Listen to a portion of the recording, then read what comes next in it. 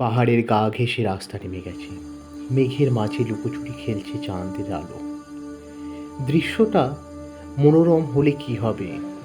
এই শীতের রাতে মোটর বাইক চালিয়ে বাড়ি ফেরা যে কতটা কষ্টকর তা হাড়ে হাড়ে টের পাচ্ছেন ট্রয়। এখন রাত 11টা।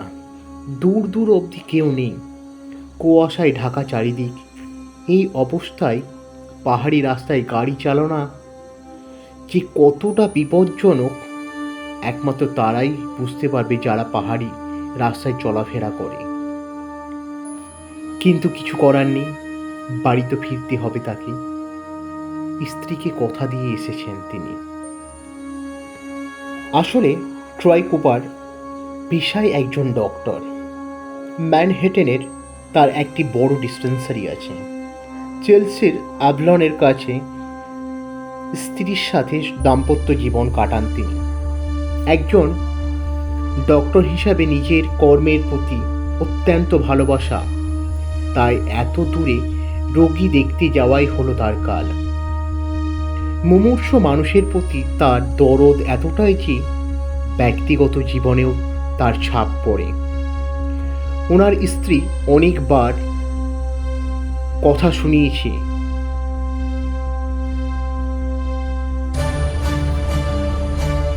ট্রয়ের এহেন আচরণে প্রায় সময় খিটিমিটি লেগেই থাকে। এই তো এবারও কিছুদিন আগে মিসেস কুপার মানা করেছিলেন, কারণ বাড়ি থেকে 118 মাইল দূরে এই শীতের রাতে কিছু একটা হয়ে গেলে তখন কি হবে? কিন্তু কে কার কথা শোনে?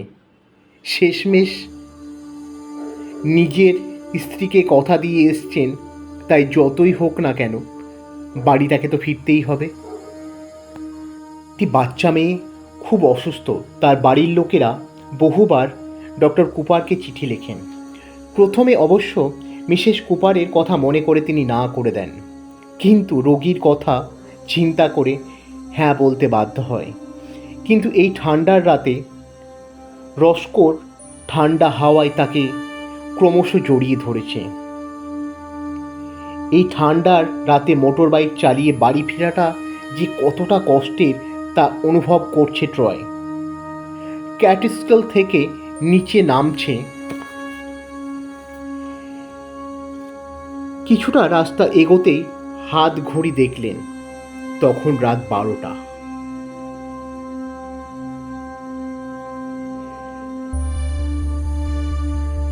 রাস্তা ততক্ষণে সমতলে মিশে গেছে। ম্যানহেটেন এখনো অনেকটা। ঠান্ডায় তার হাত জমে যাচ্ছে। যে কোনো কারণে গাড়ি চালিয়ে যাচ্ছেন তিনি।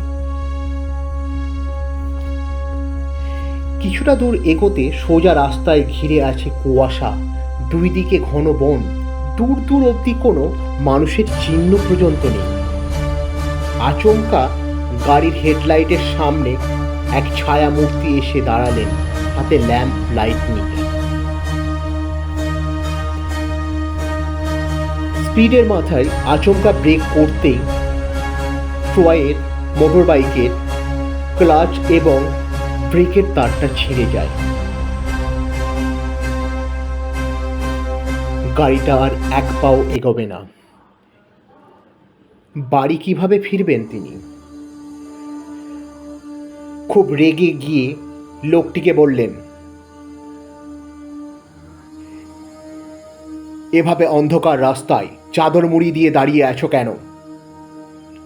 পরের দৃশ্যটা দেখে ট্রয় কেঁপে উঠল। চাদর সরিয়ে মাথা বের করলেন এক ব্যক্তি। ল্যাম্পের আলোয় তার চেহারা পরিষ্কার দেখা যাচ্ছে। বয়স কম করে হলেও 70 ঊর্ধ্ব।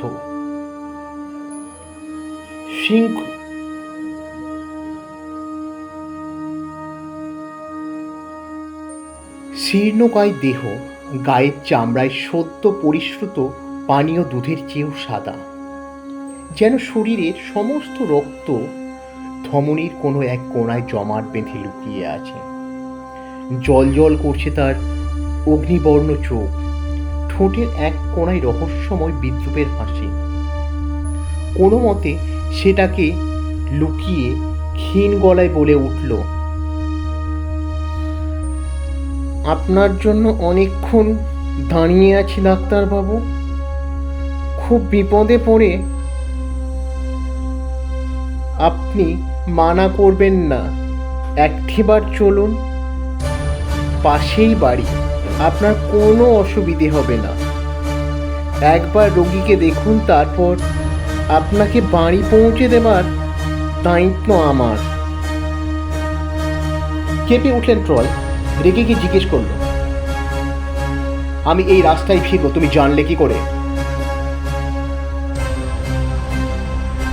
আসলে আমি সকালে আপনার চেম্বারে যাই, শুনি আপনি রাস্কোর পথে যান, এখান দিয়ে ফিরবেন, তাই সন্ধে থেকে দাঁড়িয়ে আছি। দয়া করে একটিবার চলুন ডাক্তারবাবু। এত রাত্রে আপনি এখানে কোনো মেকানিক পাবেন না আপনার মোটর বাইক ঠিক করার জন্য। তাছাড়া এতটা পথ এই ঠান্ডায়, তার চেয়ে রাতটা কোনো রকমে। ডাক্তার বলে উঠল, ঠিক আছে চলুন। কিছুটা দূর এগিয়ে পাশে জঙ্গলের ভেতরে রাস্তা শুরু হলো। বৃদ্ধটি ল্যাম্প নিয়ে আগে আগে। সামনে একটা বিরাট গেট। গেটটা খুলতেই একটা বিচ্ছিরি দানবীয় শব্দ করে গেটটা খুলে গেল। কুয়াশা ভেদ করে প্যালেস চোখে পড়ল, এতটাই বড় যে 2-1000 লোক অনায়াসে থাকতে পারে। বৃদ্ধটিকে জিজ্ঞেস করল, এই বাড়িতে কয়জন থাকে?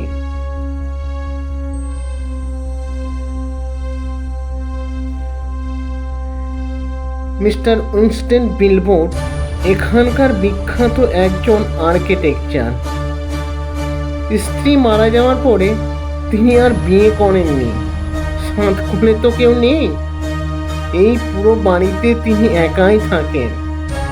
ঠিক কতক শরীরটা ভালো নেই, অনেক ডাক্তার এসেছে আর চলে গেছে, কিন্তু সেরে ওঠেনি। আপনার খুব নামডাক শুনেছি, তাই একটিবার দেখুন।